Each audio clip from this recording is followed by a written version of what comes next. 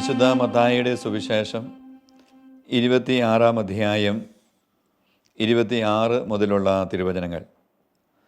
അവർ ഭക്ഷിച്ചുകൊണ്ടിരിക്കുമ്പോൾ യേശു അപ്പമെടുത്ത് ആശീർവദിച്ച് മുറിച്ച് ശിശുമാർക്ക് കൊടുത്തുകൊണ്ട് അരുളി ചെയ്തു, വാങ്ങി ഭക്ഷിക്കുവിൻ, ഇത് എൻ്റെ ശരീരമാണ്.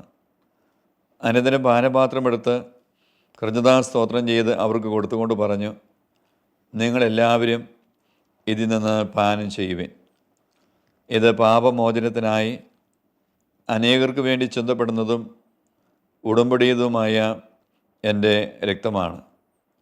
ഞാൻ നിങ്ങളോട് പറയുന്നു, എൻ്റെ പിതാവിൻ്റെ രാജ്യത്തിൽ നിങ്ങളോടൊത്ത് നവമായി ഇത് പാനം ചെയ്യുന്ന ദിവസം വരെ മുന്തിരിയുടെ ഈ ഫലത്തിൽ നിന്ന് ഞാൻ വീണ്ടും കുടിക്കുകയില്ല. സ്തോത്രഗീതം ആലപിച്ച ശേഷം അവർ ഒലിവുമലയിലേക്ക് പോയി. കഴിഞ്ഞ ഓശാന ഞായറാഴ്ച ദിവസം ഈശോ സഞ്ചരിച്ച ഓശാന വീതിയിലൂടെ നമ്മൾ സഞ്ചരിക്കുകയായിരുന്നു. ഓശാന അനുഭവത്തെക്കുറിച്ച് ബഹുമാനപ്പെട്ട മാത്യു കണ്ടിരിക്കൽ ചേട്ടൻ നമ്മോട് സംസാരിച്ചു. ഇന്ന് നമുക്ക് കേൾക്കാൻ പോകുന്നത്, നമ്മൾ സഞ്ചരിക്കാൻ പോകുന്നതും പെസഹായുടെ വഴികളിലൂടെയാണ്. സെഗിയൻ ഊട്ടുശാലയിലേക്ക് എല്ലാവരെയും ഏറ്റവും സ്നേഹത്തോടെ ഈ സമയം ക്ഷണിക്കുകയാണ്. നമുക്കറിയാം, പെസഹ വ്യാഴം ഈ ദിവസം 2 പ്രത്യേകതയാണുള്ളത്. ഒന്ന്, വിശുദ്ധ കുർബാനയുടെ സ്ഥാപനം.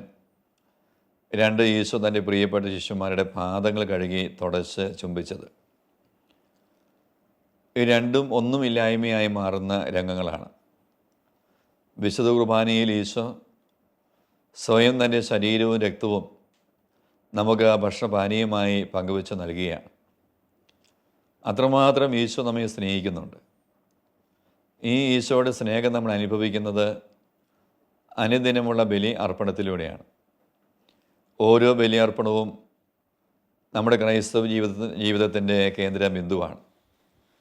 വിശുദ്ധ കുർബാനയിലൂടെയാണ് നമ്മൾ അനുദിന ജീവിതത്തിൽ ശക്തി നമ്മൾ കണ്ടെത്തുക.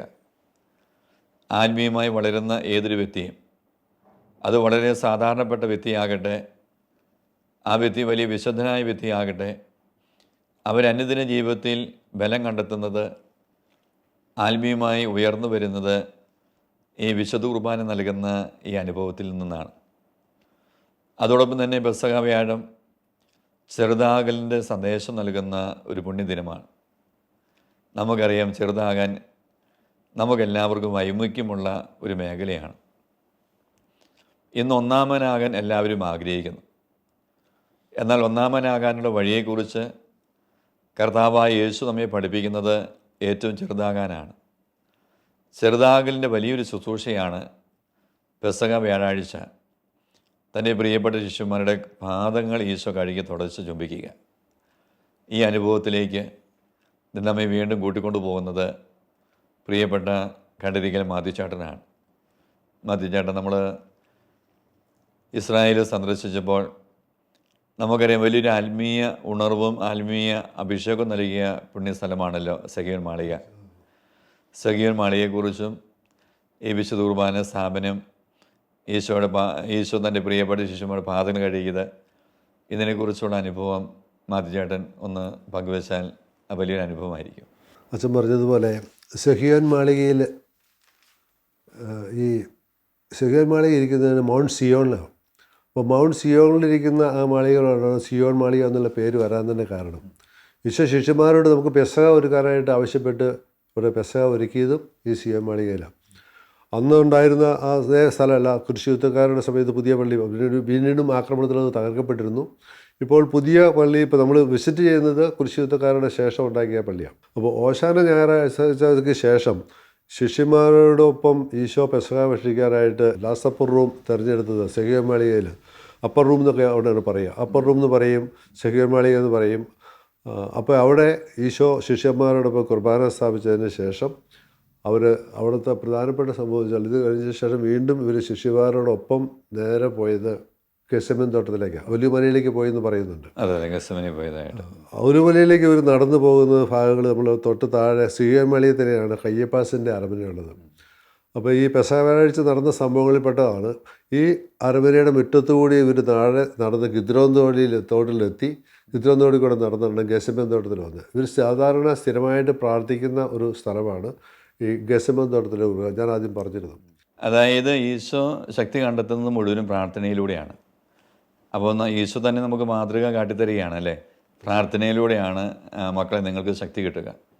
നോക്കിക്കുക, യേശു ദൈവത്തിൻ്റെ ഏക മകനാണ്, ദൈവം തന്നെയാണ്. എന്നിട്ട് പിതാവുമായി നിരന്തരമായൊരു ബന്ധം സ്ഥാപിക്കുന്നത് പ്രാർത്ഥനയിലൂടെയാണ്. അപ്പോൾ ഈ ഈശോ ഇരുന്ന് കൂടെ പ്രാർത്ഥിക്കുന്ന സ്ഥലമാണ് ഗെസമനി. അപ്പോൾ ഗെസമേൻ തോട്ടത്തെക്കുറിച്ച് 2 വാക്കുകൾ മധ്യചേട്ടനൊന്ന്. പെസഹ വ്യാഴാഴ്ച ലാസ്റ്റ് സപ്പറിന് ശേഷം അവിടെ വെച്ചാണ് യൂദാസ് അവിടെ നിന്ന് ഇറങ്ങിപ്പോയതും അതുപോലെ തന്നെ നിങ്ങളിൽ ഒരുവനെ ഒറ്റുകൊടുക്കുമെന്ന് പറഞ്ഞ സംഭവമൊക്കെ അവിടെ വെച്ച് തന്നെ നടക്കുന്നത്. അതിൻ്റെ തുടർന്ന് അച്ഛൻ ആദ്യം നമ്മൾ ബൈബിളിൽ വായിച്ചതുപോലെ അവിടെ കാലുകൾ കഴുകി ചൊന്തിപ്പിക്കുന്നത്. ഇപ്പോൾ ആ സ്ഥലത്ത് ഈ മുസ്ലിമുടെ ജെറുസലേമിൻ്റെ ഇസ്രായേൽ ഗവൺമെൻറ്റിൻ്റെ കസ്റ്റഡിയിലാണ് ഈ ഷഹീർ മാളി ഇരിക്കുന്ന സ്ഥലം ചെയ്യുക. അപ്പോൾ അതുകൊണ്ട് അവിടെ പ്രത്യേക ശുശ്രൂഷകളൊന്നും നടത്താനായിട്ട് നമുക്ക് അനുവാദമില്ല. എന്നാൽ പെസഹ വ്യാഴാഴ്ച ഒരു ദിവസം മാത്രം അവിടെ വിശുദ്ധ ബലി അർപ്പിക്കുന്നതിനുള്ളതായ അനുവാദം കത്തോലിക്ക് തന്നിട്ടുണ്ട്. പക്ഷേ തൊട്ടടുത്ത് തന്നെ ഡോർമിഷൻ എന്ന് പറഞ്ഞ സ്ഥലത്ത് അവിടെ നമുക്കറിയാം ഈ പെസഹ വ്യാഴാഴ്ച ഇവർ പെസഹ ഒരുക്കിയ സ്ഥലത്താണ് പിന്നീട് മാതാവ് ശിഷ്യന്മാരോടുകൂടി പ്രാർത്ഥിച്ചുകൊണ്ടിരുന്നതും മാതാവ് നിദ്ര പ്രാപിച്ച് അവിടെ വെച്ചാണ് പറയപ്പെടുന്നത്. ഒരു മാതാവിൻ്റെ ഒരു പൂർണ്ണകായ സ്റ്റാച്യുവിടെ കിടപ്പുണ്ട്, ദീർഘമായിട്ട് ഉറങ്ങുകയെന്നാണ്. ഡോർമിഷൻ എന്നുള്ള ഇതിലാണ് ഇതിന് പേര് അറിയുന്നത്. ഡോർമിഷൻ എന്ന് പറഞ്ഞാൽ ഉറക്കം എന്നാണ്. അപ്പോൾ അവിടെ ഒരു സ്റ്റാച്യു അവിടെ ഉണ്ട്, നമുക്ക് അവിടെ പോയി കാണാം. അവിടെയാണ് ഇപ്പോഴത്തെ ശുശ്രൂഷകൾ നടക്കുക. ഈ കാലുകഴുകിയ ശുശ്രൂഷകളൊക്കെ ഇപ്പോൾ നടക്കുന്ന അവിടെയാണ്, ഈ സ്ഥലത്ത്. നമ്മൾ വിസിറ്റേഴ്സ് നടത്തുന്നത് നമ്മളിവിടെ ഷഹീർ മാളികയിൽ പോകും. ഇപ്പോൾ ശിഷ്യന്മാരെ സംബന്ധിച്ച് പറഞ്ഞാൽ ഈശോ ശിഷ്യന്മാരുടെ കൂടി ഇതിന് ശേഷം കിദ്രോൻ തോട്ട് കഴുകി കടന്ന് ഈ അച്ഛൻ ആദ്യം പറഞ്ഞ പോലെ ഗെസമേൻ തോട്ടത്തിലേക്ക് വരിക. ഗെസമേൻ തോട്ടത്തിലൊരു ഗുഹയിലാണ് ഇവർ പ്രാർത്ഥിക്കാൻ സമ്മേളിച്ചിരുന്നത്. എപ്പോഴും വരാൻ പോകുന്നതായ വലിയ 2 ദിവസം കഴിയുമ്പോൾ വരാൻ ദുഃഖവെള്ളിയാഴ്ചയെ പറ്റിയൊക്കെയുള്ള വ്യക്തമായ ധാരണകളുള്ള ഈശോ പ്രാർത്ഥിക്കാനായിട്ട് ഈശോ ശിഷ്യന്മാരോടൊപ്പം പോകാമെന്ന് പറയുകയും അവിടെ ഈ ഗെസമേൻ തോട്ടത്തിലെ ഗ്രോട്ടോ ഓഫ് ഗെസമേൻ എന്ന് അറിയപ്പെടുന്നത് അവിടെ ഗുഹയിലാണ്. ഇവിടെ യൂദാസിന് അറിയാമായിരുന്നു ഇവർ സാധാരണ പ്രാർത്ഥിക്കാനായിട്ട് പോയിരുന്ന സ്ഥലം അതാണെന്നും അങ്ങനെ അവിടെ വെച്ച് യൂദാസ് ഗുരുവിനെ ചൂണ്ടിക്കാണിച്ചു കൊടുക്കാവുന്നതാണ് സൂചന മറ്റേ യഹൂദർക്ക് പറഞ്ഞിരുന്നത്. അപ്പോൾ ഇവിടെ വെച്ച് ശിഷ്യന്മാരോട് ഈശോ പറഞ്ഞു, നിങ്ങൾ ഇവിടെ ഇരുന്ന് പ്രാർത്ഥിക്കുവിൻ എന്ന് പറഞ്ഞ് ഒരു കല്ലേറ് മാറിപ്പോയി പ്രാർത്ഥിച്ചു. അത് ഒരു കല്ലേറ് മാറി എന്ന് വെച്ചാൽ ഒരു കല്ലേറ് ദൂരമാണ് ഞാൻ ഉദ്ദേശിക്കുന്നത്. അവിടെ ഒരു പാറയുണ്ട്. നമ്മളിപ്പോൾ ചെല്ലുമ്പോൾ അവിടെയാണ് സർവ്വരാഷ്ട്രങ്ങളുടെയും പള്ളി അവിടെയുണ്ട്. ദ ചർച്ച് ഓഫ് ആഗിണി എന്ന് പറയും. ഒരു ശോകമൂകമായ അന്തരീക്ഷം ആ പള്ളിയിരിക്കും. വളരെ മനോഹരമായ പള്ളി, ലോകത്തിലെ സകല രാജ്യങ്ങളും കൂടി സംഭാവന കൊടുത്ത് പണിതാണ്. ചർച്ച് ഓഫ് ഓൾ നേഷൻസ് എന്ന് പേര് പറയുന്നുണ്ട്. ആ പള്ളിയിലേക്ക് കയറുമ്പോൾ തന്നെ നമുക്കൊരു ശോകമൂകമായ അന്തരീക്ഷമാണ്. നമുക്ക് തന്നെ നമ്മുടെ ഒരു സങ്കടം ഫീൽ ചെയ്യുന്ന മുള്ളിലേക്ക് കയറി ചെന്ന് വലിയൊരു പാറയ്ക്ക് ചുറ്റും ഇരുമ്പ് കൊണ്ടുള്ള വലിയൊരു മുൾക്കിരീടം വെച്ചിട്ടുണ്ട്. അതാണ് ഓൾട്ടറിൻ്റെ ഫ്രണ്ടിലുള്ള. അവിടെ മുട്ടുകുത്തി പ്രാർത്ഥിക്കുന്ന തീർത്ഥാടകരെ സംബന്ധിച്ച് ഒരു തുള്ളി കണ്ണുനീര് അവിടെ വളരെയധികം ഒരു അനുഭവം ഉണ്ടാകുന്നതായ ഒരു പാറയാണത്. ഓൾട്ടറിൻ്റെ മുമ്പിലായിട്ട് ഇവിടെ വലിയൊരു പാറ, അതിന് ചുറ്റും മുൾക്കിരീടം ഉണ്ടാക്കി. അപ്പോൾ ഈശോ അവിടെ നിന്നും ശിഷ്യന്മാരെ പ്രാർത്ഥിക്കാൻ പറഞ്ഞതിന് ശേഷം ഒരു കല്ലേറ് മാറി വന്ന് പ്രാർത്ഥിച്ച സ്ഥലമാണ്. അവിടെയാണ് ഈശോയുടെ രക്തത്തുള്ളികളായിട്ട് വിയർപ്പ് തുള്ളികൾ രക്തത്തുള്ളികളായിട്ട് വീണതായ പാറ. പിന്നീട് വീണ്ടും തിരിച്ചു പോയപ്പോൾ ശിഷ്യന്മാർ ഉറങ്ങുന്നതായിട്ട് കണ്ടു. വീണ്ടും ഇവിടെ തിരിച്ചു വന്ന് പ്രാർത്ഥിച്ചതാണ് ബൈബിളിൽ പറയുന്നുണ്ട്. അപ്പോൾ നമ്മളവിടെ 2 സ്ഥലത്ത് നമ്മൾ പോയതാണ്. ഇന്നും ആ ഒലിവ് മരങ്ങൾ അവിടെ നിൽപ്പുണ്ട്. ആ വലിയ ചർച്ച് ഓഫ് ഓൾ നേഷൻസിന് അടുത്തുള്ള ആ തോട്ടത്തിൽ 8 ഒലിവ് മരങ്ങൾ ഇപ്പോഴും അവിടെ നിൽപ്പുണ്ട്. 2000 വർഷത്തിലധികം പഴക്കമുള്ളത്. 2200 വർഷം പഴക്കം. അപ്പോൾ ഈശോയുടെ സമയത്ത് ഈശോയുടെ വിലാപം ഈ ഒലിവ് മരങ്ങളിൽ കേട്ടു എന്നാണ് പറയപ്പെടുന്നത്. എനിക്കൊരു ഭാഗ്യമുണ്ടായി, 2 പ്രാവശ്യം ഈ തോട്ടത്തിലൂടെ തിരിതെത്തിച്ച് വിശുദ്ധ കുർബാന എഴുന്നള്ളിച്ച് പ്രദക്ഷിണം നടത്താനുള്ളതായ അനുവാദം ഒരു പ്രാവശ്യം തോന്നുന്നു. വലിയ ഗ്രൂപ്പുമായിട്ട് പോയി എല്ലാവരും ഈ തോട്ടത്തിനകത്തുകൂടി ഒരു കുരിശിൻ്റെ വഴി എത്തിച്ച് ഞങ്ങൾക്ക് പ്രാർത്ഥന ചെല്ലാനുള്ള അവസരം കിട്ടി. അതിൽ നിന്ന് ഒലിവ് കമ്പുകൾ ശേഖരിക്കാനുള്ള അവസരം കിട്ടി. അതുപോലെ തന്നെ അതൊക്കെ നമ്മുടെ ജീവിതത്തിൽ ഒരു തീർത്ഥയാത്രയിൽ ഏറ്റവും പ്രധാനപ്പെട്ട ഒരു സംഭവമാണ്. പെസഹ വ്യാഴാഴ്ച സേവമാലയ്ക്ക് ശേഷം ഈശോ ഈ തോട്ടത്തിൽ ഒലിവ് മലയുടെ ഈ ചർച്ച് ഓഫ് ആഗിണി അല്ലെങ്കിൽ വിലാപത്തിൻ്റെ പള്ളിയിൽ കയറിയുള്ള പ്രാർത്ഥനയും അവിടെ വിശുദ്ധ ബലി അർപ്പിക്കാനുള്ള ചില അവസരങ്ങൾ കിട്ടുന്നു. അതൊക്കെ ഇന്നും ഓർമ്മയിൽ നിൽക്കുന്ന സംഭവങ്ങളാണ്. ഈശോ ഗെത്സമനിയിൽ പ്രാർത്ഥിക്കാൻ പോകുന്നതിന് മുമ്പ് പത്രോസിനോട് ഈശോ പറയുന്ന രംഗം നമുക്കറിയാം. അതായത് മത്തായിയുടെ സുവിശേഷം 26-ാം അധ്യായം 31 മുതലുള്ള തിരുവചനങ്ങൾ വായിക്കുമ്പോൾ കാണാൻ സാധിക്കും. പത്രോസിനോട് പറയുന്നുണ്ട്, നീ എന്നെ തള്ളി പറയും. ഈ സമയം പത്രോസ് പറയുന്നു, മത്തായി 26:33 വചനം വായിക്കുമ്പോൾ പത്രോസ് പറയുന്നുണ്ട്, എല്ലാവരും നിന്നിൽ ഇടറിയാലും ഞാൻ ഇടറില്ല, ഞാൻ നിന്നെ ഉപേക്ഷിക്കില്ല കർത്താവ്, ഞാൻ നിൻ്റെ കൂടെ ഉണ്ടാകും, മരിക്കേണ്ടി വന്നാലും ഉണ്ടാകും. എന്നാൽ ഈശോ സ്നേഹത്തോടെ കരുണയോടെ പത്രോസിനെ നോക്കിക്കൊണ്ട് പറയുന്നുണ്ട്, ഇന്ന് രാത്രി കോഴി കൂവുന്നതിന് മുമ്പ് നീ എന്നെ 3 പ്രാവശ്യം നിഷേധിച്ച് പറയും. അപ്പോൾ ഒരു മനുഷ്യൻ എന്തുമാത്രം തമ്പുരാനെ തള്ളി പറയും, തമ്പുരാനെ നകന്നു പോകും, ഇതെല്ലാം ദൈവത്തിന് വ്യക്തമായിട്ട് അറിയാം. നമ്മൾ നോക്കേണ്ട ഏറ്റവും വലിയൊരു വസ്തുത, ഗെത്സമനേയിൽ ഈശോ പ്രാർത്ഥിക്കുമ്പോൾ തൻ്റെ സമയമെടുത്തു, താൻ തൻ്റെ വലിയ പീഡാസഹനത്തിലേക്ക് പ്രവേശിക്കാൻ ഒരുങ്ങുന്നു. ഈ ഒരു വേദന മാത്രമായിരിക്കില്ലായിരുന്നു ഒരു പക്ഷേ യേശുവിൻ്റെ മനസ്സിലുണ്ടാകുക. അതായത് കൂടെ ഉണ്ടായിരുന്ന 12 ശിഷ്യന്മാർ ഒരാൾ തന്നെ ഒറ്റിക്കൊടുക്കും. താൻ ഒരുപാട് സ്നേഹിച്ച് തൻ്റെ സഭയുടെ തലവനായി നിയമിച്ച പത്രോസ് പോലും തന്നെ ഉപേക്ഷിച്ച് പറയും. അതൊരു മനുഷ്യനെ സംബന്ധിച്ച് വലിയൊരു ഹൃദയവേദനയായിട്ട് നമുക്ക് തോന്നാറുണ്ട്, അല്ലേ മതിയേട്ടാ? ഇന്ന് കുടുംബത്തിലായാലും സമൂഹത്തിലായാലും ഒക്കെ ഇങ്ങനെ തള്ളി പറയപ്പെട്ട് ഒറ്റപ്പെട്ടു പോകുന്ന അനേകം സംഭവങ്ങൾ ആവർത്തിക്കുന്നുണ്ട്. അതായത് ഒരു മനസ്സാക്ഷി ഇല്ലാത്ത ഒരു പ്രവർത്തന ശൈലി. കൂടെ ഉണ്ടായിരിക്കുമെന്ന് കരുതുന്നവർ പലപ്പോഴും തിരിഞ്ഞു നോക്കുമ്പോൾ കൂടെ ഇല്ലാതെ വരുന്നു, അവരവരുടേതായ വഴിയിലൂടെ പോകുന്നു. ഇന്ന് ഈ കാലഘട്ടത്തിൻ്റെ വലിയൊരു പ്രത്യേകത നമുക്ക് കാണാൻ സാധിക്കും. ഇപ്പം നമ്മളായിരിക്കേണ്ടവരുടെ കൂടെ ആയിരിക്കാനും നമ്മൾ ചേർന്ന് നിൽക്കുന്നവരുടെ കൂടെ ചേർന്ന് നിൽക്കാനും നമുക്ക് സാധിക്കണം. നമ്മളെന്തുമാത്രം ഉയർന്നു പോയാലും നമ്മുടെ പ്രിയപ്പെട്ട ജീവിത സഹനങ്ങൾ, ഒറ്റപ്പെടലൊക്കെ വരുമ്പോൾ നമ്മളാണ് അവരുടെ കൂടെ നിൽക്കേണ്ടതും അവരെ താങ്ങി പിടിക്കേണ്ടതും. പക്ഷെ നമ്മളവർ താങ്ങാതെ നമ്മൾ മാറി നിൽക്കുമ്പോൾ, അന്ന് പത്രോസ് യേശുവിനെ തള്ളി പറഞ്ഞതുപോലെ, യൂദാസ് യേശുവിനെ ഒറ്റുകൊടുത്തതുപോലെ നമ്മളും ഒരു ഒറ്റുകൊടുക്കൽ നമ്മുടെ ജീവിതത്തിൽ ചെയ്യുന്നതായിട്ട് പലർക്കും നമുക്ക് ഫീൽ ചെയ്യാറ്. പല രീതിയിലായിരിക്കും വരുന്നത്. ഒറ്റുകൊടുക്കൽ യഥാർത്ഥത്തില്ല, ജീവിതത്തിൽ പല രീതിയിൽ ഓരോരുത്തരെ തള്ളി പറയുന്നത്, ഉപേക്ഷിക്കുന്നതൊക്കെ നമ്മുടെ ജീവിതത്തിൻ്റെ പല സാഹചര്യങ്ങളിലും കൂടെ ആയിരിക്കും സംഭവിക്കുന്നത്. ഗെത്സമനി പോയി അവിടെ പല പ്രാവശ്യം പ്രാർത്ഥിച്ചതാണ്, അനേകം പ്രാവശ്യം പ്രാർത്ഥിച്ചു. ഇങ്ങനെ ഗെത്സമനിയിൽ അനേകം പ്രാവശ്യം പോയി പ്രാർത്ഥിക്കുമ്പോൾ മാത്യുചേട്ടന് കിട്ടിയ ഏറ്റവും വലിയൊരു ആത്മീയ നിറവുണ്ടാകും, ഒരു അഭിഷേകം. അതെന്താണെന്നുള്ളതൊന്ന് ചുരുക്കമായി പങ്കുവയ്ക്കാൻ സാധിക്കുമോ? ശരിക്കും പറഞ്ഞാൽ ഞാനിത് പോകുന്നുണ്ടെങ്കിലും എൻ്റെ കൂട്ടത്തിൽ യാത്രയ്ക്ക് വരുന്നതായ പല തീർത്ഥാടകരും ഈ പാറയിൽ മുട്ടുകുത്തി പ്രാർത്ഥിക്കുമ്പോൾ അവർക്കുണ്ടാകുന്നതായ ചില ഫീലിംഗ്, ഒരു വലിയ അനുഭവമായിട്ട് ഞാൻ കാണാറുണ്ട്. എനിക്കുണ്ടാകുന്നതിൽ കവിഞ്ഞുള്ള ഒരു വലിയ അനുഭവങ്ങൾ ഉണ്ടായിട്ടുള്ള വ്യക്തികളെയും ഈ തീർത്ഥാടകരോടൊപ്പം കാണാനായിട്ട് ഇടവന്നിട്ടുണ്ട്. അപ്പോൾ അവിടെ ഈ പാറയിൽ പ്രാർത്ഥിച്ചപ്പോഴുള്ളത് മാത്രമല്ല, ഗെത്സമനി തോട്ടത്തിലുള്ള ആ പ്രദക്ഷിണത്തിൽ അതുപോലെ തന്നെ വീണ്ടും സംഭവിച്ച കാര്യങ്ങളുണ്ട്. ഈ പ്രാർത്ഥിച്ചിട്ട് ഇവിടെ ഗ്രോട്ടോയിൽ പ്രാർത്ഥിച്ചുകൊണ്ടൊരു സമയത്താണ് യൂദാസിൻ്റെ ചുംബനം കൊണ്ടുള്ള ഒറ്റിക്കൊടുക്കൽ. അവിടെ വെച്ച് ബന്ധനസ്ഥനായ ഈശോയെ, തൊട്ടടുത്ത് തന്നെയാണ് ഈ രണ്ട് സ്ഥലങ്ങളും. അവിടെ വെച്ച് ബന്ധനസ്ഥനാക്കിയ ഈശോയെ ഈ കിദ്രോൻ തോട്ടിൽ കൂടെ നടത്തി കയ്യപ്പാസിൻ്റെ അറബിലേക്ക് കൊണ്ടുപോകുക. അത് സിയോൻ മല വീണ്ടും തിരിച്ചു കൊണ്ടുപോകുക. അവർ വന്ന വഴിയിൽ കൂടെയായിരുന്നു. നമ്മൾ സിയോൻ മലയിൽ നിന്ന് തിരിച്ചിറങ്ങി താഴെ ഗെത്സമനേയിലേക്ക് വരുന്ന വഴിയിൽ തന്നെയാണ് അന്ന് കയ്യപ്പാസിൻ്റെ അറബിനുള്ളത്. അവിടെയാണ് ഒരു പ്രധാന പുരോഹിതനായിരുന്നു അയാൾ, അവിടെ കൊണ്ട് പാർപ്പിക്കാനായിട്ട്. അത് നമുക്കറിയാം. അവിടെ വെച്ചാണ് ഈശോയെ വിചാരണ നടത്തുന്നതും മുഖത്ത് തുപ്പുന്നതും മുഖത്ത് കണ്ണടിച്ചിട്ട് അടിച്ചത് ആരാണെന്നൊക്കെ ചോദിക്കുന്ന ഭാഗം.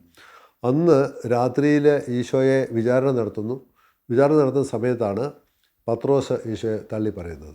അത് ഈ മുറ്റത്ത് വെച്ചാണ്, കയ്യപ്പാസിൻ്റെ അരമന മുറ്റത്ത് വെച്ചാണ് പത്രോസ് ഈശോയെ 3 പ്രാവശ്യം തള്ളി പറയുന്നത്.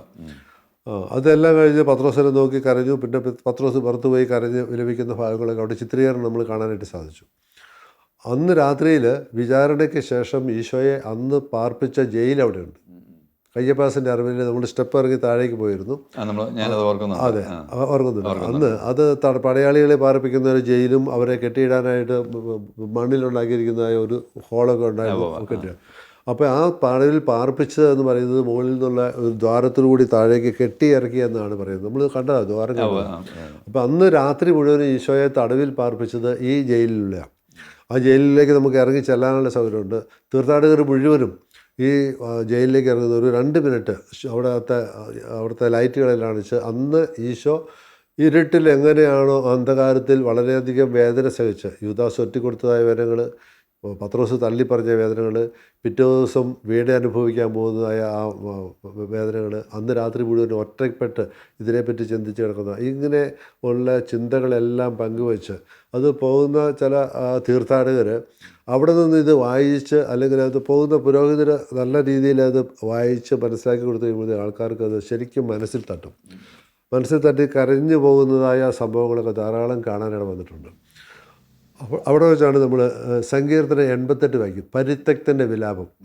ഇത് ഈ മൗനമായിട്ട് പ്രാർത്ഥിച്ചതിന് ശേഷം പരിത്യക്തൻ്റെ വിലാപം 88 വായിച്ച് പൂർത്തിയാക്കിയതിന് ശേഷമാണ് നമ്മൾ തിരിച്ച് കയറി പോരുന്നത്.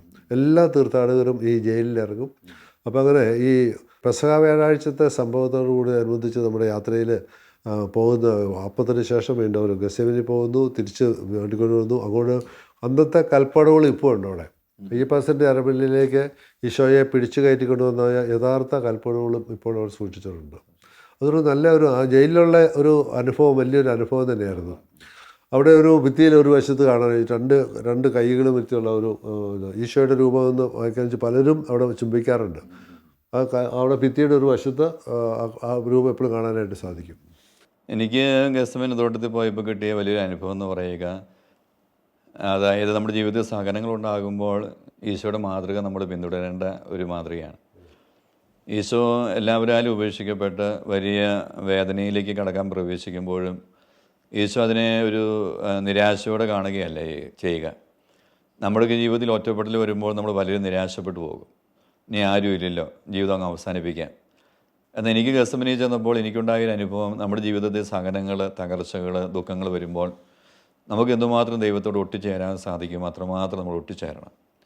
അത് അൽഫോൻസാമ്മ തൻ്റെ ജീവിതത്തിലൂടെ അത് നമുക്ക് കാണിച്ചു തരുന്നുണ്ട്.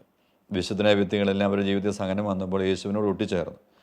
യേശുവിൻ്റെ ജീവിതത്തിൽ സഹനം വന്നപ്പോൾ യേശു പിതാവിനോട് ഒട്ടിച്ചേർന്നു.